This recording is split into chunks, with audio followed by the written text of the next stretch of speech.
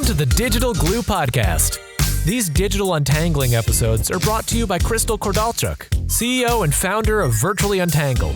This podcast is for entrepreneurs who need untangling from the day-to-day tasks in their business. These virtual world untanglers never underestimate the power of a good idea. And if that sounds like a lofty goal, well, it is. A decade ago, Virtually Untangled was founded with the goal of creating meaningful digital experiences that connect with people.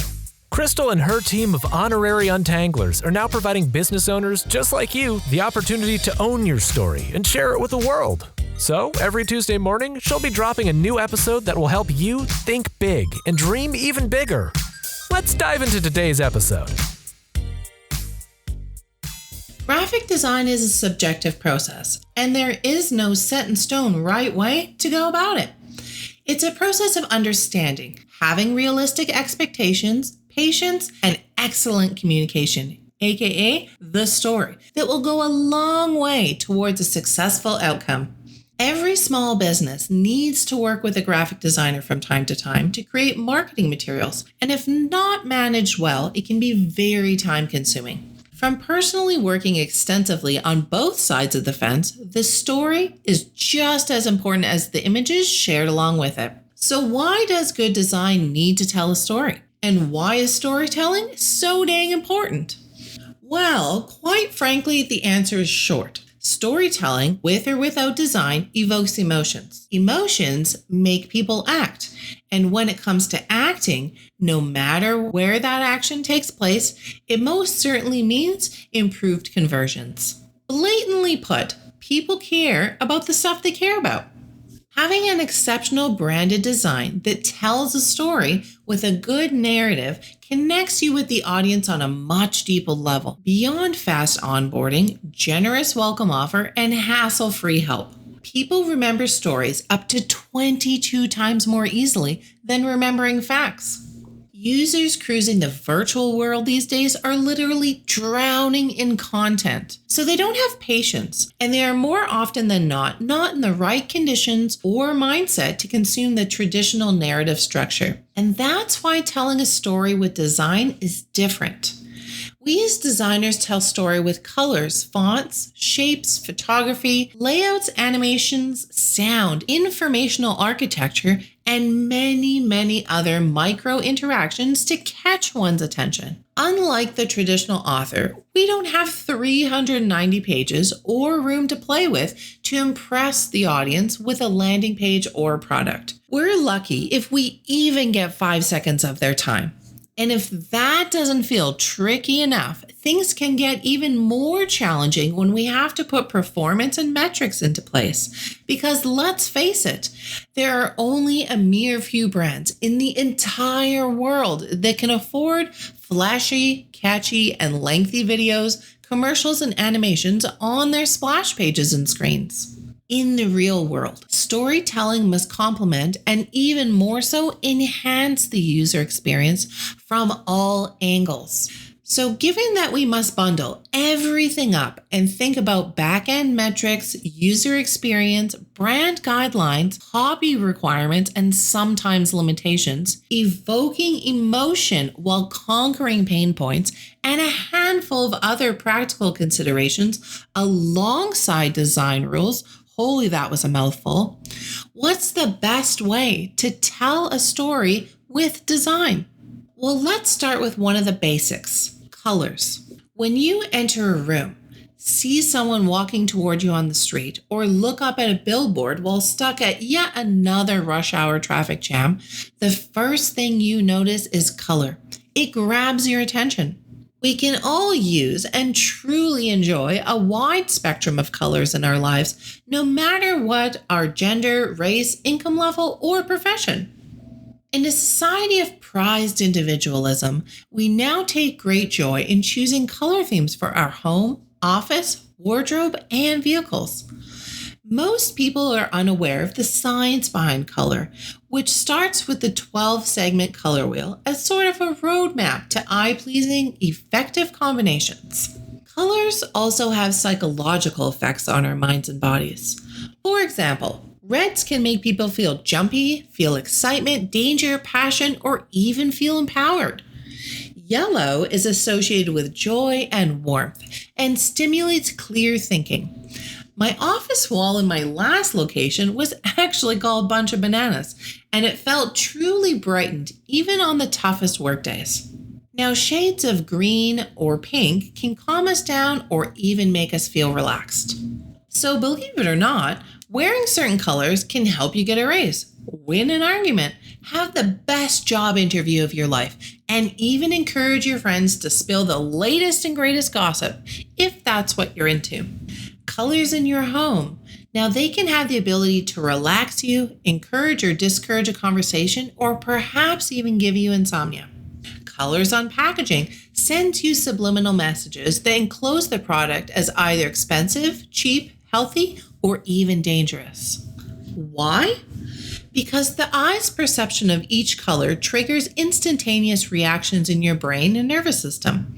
And since color unconsciously influences us on an everyday basis, there's a huge advantage to understanding how and why these reactions occur.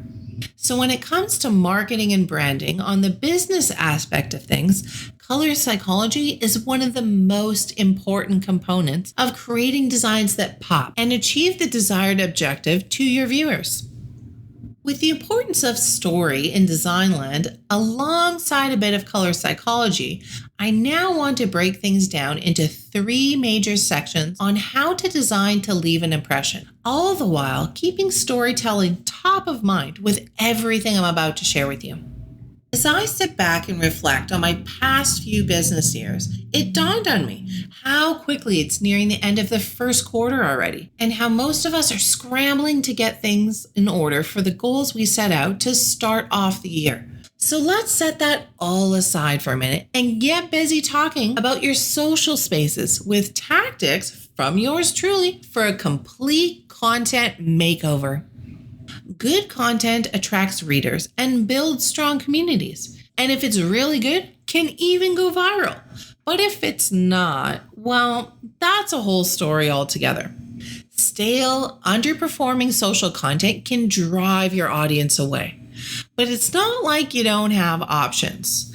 With my mini 3-step plan, you can drive more ROI from your efforts without having to publish anything new. But before we dive into those 3 simple steps, I want to go over some traits every piece of content should have. Because if you want your brand to be a trusted resource, you have to offer true value. And by true value, I mean every experience you create in the virtual world should not only reflect your focus on winning in the moment your audience begins paying attention, but also in every single person who proceeds and follows along. So if you're looking to gain the trust of your audience, which we all are, always be thinking about these traits. Consistency. By delivering regularly and reliable content each and every single time. Personalization, based on what you learn from your audience. Risk appropriation, as you need to avoid asking for anything before providing true value. And accumulation, as you must always be building on what came before. Now that you have those 4 traits top of mind, let's finally dive into my 3-step plan for your content makeover. Number 1, create content pillars by consolidating your posts. For starters, a content pillar reflects the core topics of your business. Basically, you're building the mother of all plans. So whether it's a core service or product you're aiming focus on, this will act as an authority of the matter, covering everything from general inquiries to small details, but with strong focus, all the while leaving just enough room to deep dive with some supporting materials. Begin by going through your content, then making a list of everything you have that touches on your core topics. Look for opportunities to consolidate social posts, optimize your keywords, and turn things around by turning the combined content into something totally refreshed. This will help you with content creation in the long run by rolling the strongest points of several related pieces into one. Number 2, use your knowledge bank to refresh dated content. For starters, a knowledge bank is a library of your business's insights, data, areas of expertise, personalized stories, and general information. Having all these goodies squirreled away and ready to roll will help you easily fuel your content efforts. If you're just beginning to build your knowledge bank or your business, you could start by conducting interviews with experts in your niche. Then organize and store their answers. If your virtual content is far and few between, or you've left things on the back burner for too long, start by posting short, targeted articles that address the questions people want and need answered. And then build your knowledge base from there. It's truly the easiest and cheapest way to keep your audience happy. And as a bonus, it's available as a self-serve, 24 hours a day, 7 days a week, so you don't burn out and can actually have a life beyond your business. Number 3, optimize lead gen by finding fresh opportunities. Having fresh new ideas will make it easy for your audience to take that next step and engage with you further. It can also turn a low-performing piece into one of your best pieces ever, almost instantly. So having a collection of in-depth content on your site or social platforms, with each including a relevant call to action, will only bring you desired results because your audience is more knowledgeable than ever before. Okay, so your impression on social media is about to improve and your strategy is crisp in your mind. Now let's talk websites. All of us tend to make snap judgments, and it literally only takes 1/10 of a second to form a first impression about a person. And websites, they're no different. And that's why this section is extra special and filled to the brim with first impression factors such as structure, colors, spacing, symmetry, amount of text, fonts, and so much more. But before we dive into all that website goodness, let me share a few quick things your website should not have or do. Dead links that lead to nowhere or to an error on a page. Check your links frequently. Poor content. There is never a need to drone on, but story is important in little bits. So make sure you're writing for the people reading, not for you or your company. Lots of bells and whistles, including widgets, flash animation, fancy cursors, or music, especially not music. These things only slow your loading time and annoy most of your visitors. Clean and to the point works best. Long lists of services or products as one long continuous scroll tends to make your visitors leave instead of being intrigued to learn more. Break things up and use smart navigation to help them find what they need. No calls to action will give your visitors no reason to stay or learn more about how your business can benefit them and theirs. Explain your brilliant services or products in simple ways so they can find out more or get in touch. And last but not least, hard to read text or crappy imagery. Your website is not a newspaper. For best practices, a strong contrast and high quality imagery or infographics are extremely important. Okay, so now that you have a better idea of what not to do, let's dive into the good stuff. In list format, of course, so I don't keep you here too long, as I know you have lots on your to-do list today. A private yet memorable domain name. Some fun yet consistent social sharing buttons and connecting icons. A set of natural SEO keywords in place so you are easily searchable. Some fresh content that always speaks to your visitors, not your ego. Some outbound links to show you're a valuable resource, and these can also be included within blog and podcast content, as well as some inbound ones to carry even more search engine juice. A brief highlight of your USP, unique selling point, which lets them know why to trust you and stick around. And a good handful of testimonials so other people can tell your visitors just how good you are. In line with those items comes strategy, the journey of the customer, content and design, brand consistency, which I know I harp about a lot, and certain systems, plugins and widgets for functionality, and of course, today's topic, design that invokes emotion through story. If you look at many modern websites, you'll see they adapt themselves to storytelling brilliantly with a linear narrative.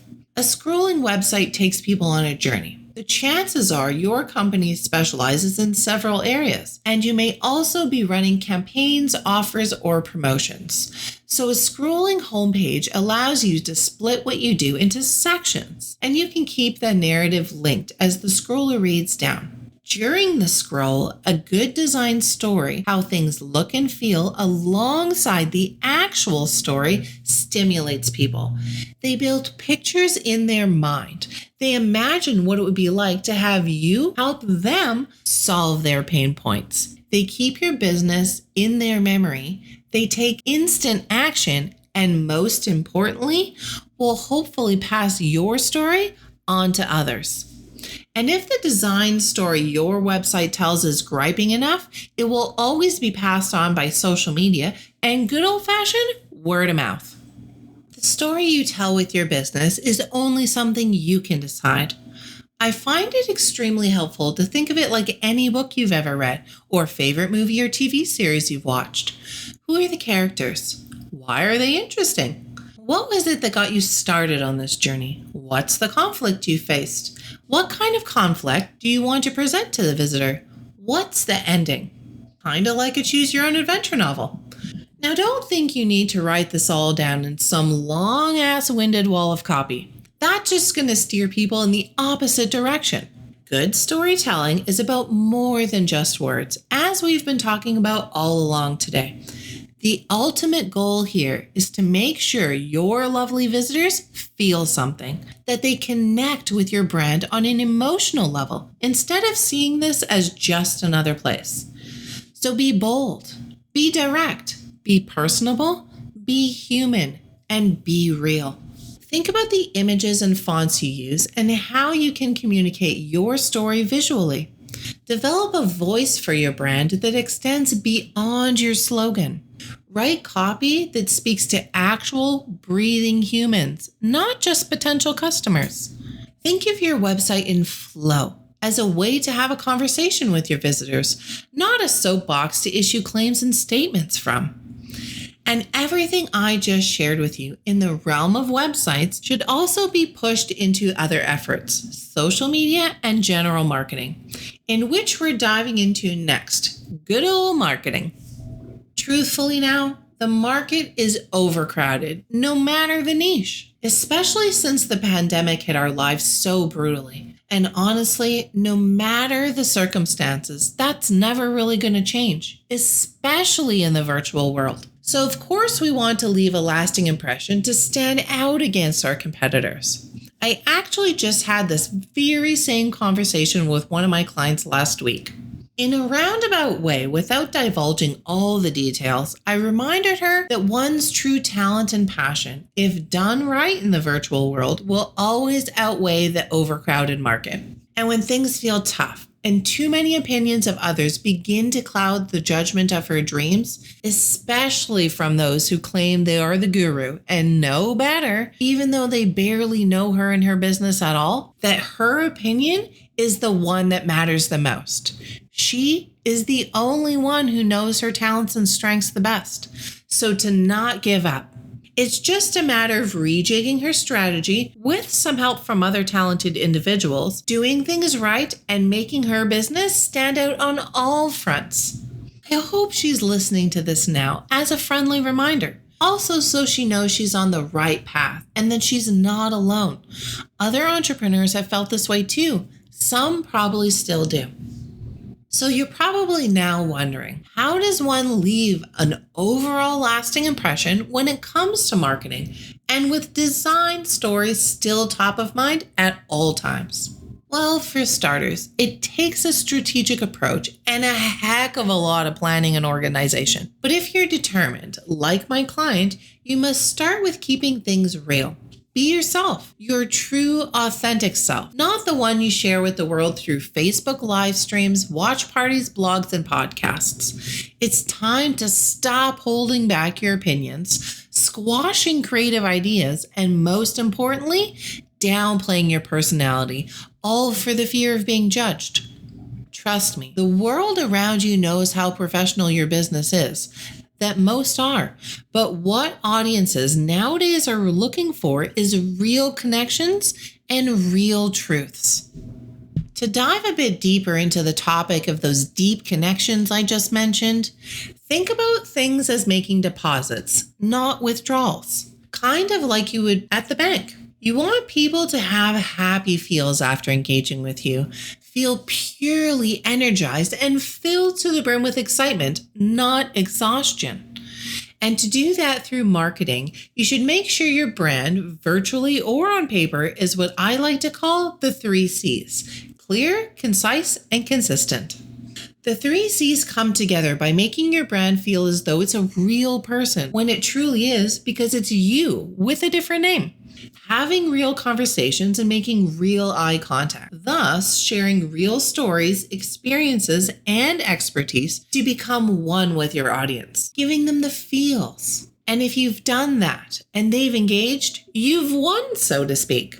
So ask yourself, does your brand leave a lasting positive impression on the world? How would your audience describe your business to another? If your answer is, I'm not sure, to either of those questions, perhaps it's time to chat with a professional. By now, through all I've shared with you today, I'm sure you've noticed a pattern. Good design matters, but better design that tells a story and evokes emotion matters even more. People crave stories, so make sure to tell them a good one, and then they'll keep coming back for more. With this in mind, I only have one more thing to add. The golden rule in design land: everything must tell a story and evoke emotion and connection. This type of consistency leads to recognition, and recognition leads to trust. By listening to your story and vision, your ideas on how you want to make your bigger picture reality, we here at Team VU can help you shape your brand, elevate your logo or graphics, and help you portray your business to your target market more effectively. So feel free to drop us a line so we can strategize about how to begin untangling your business's storytelling design needs. And that's a wrap. Virtually Untangled is a full-service business, which means they've got you covered on design and content right through to digital and organization. You'll form a long-lasting relationship with them, as collaboration is central to everything they do. Now it's time to seize the moment and become inbox friends. It's easy to do. Just hop on over to virtuallyuntangled.com or their Facebook page to opt in and receive instant access to the most inspirational ride of your life. So what are you waiting for? Become inbox friends with VU. Until the next episode, keep untangling.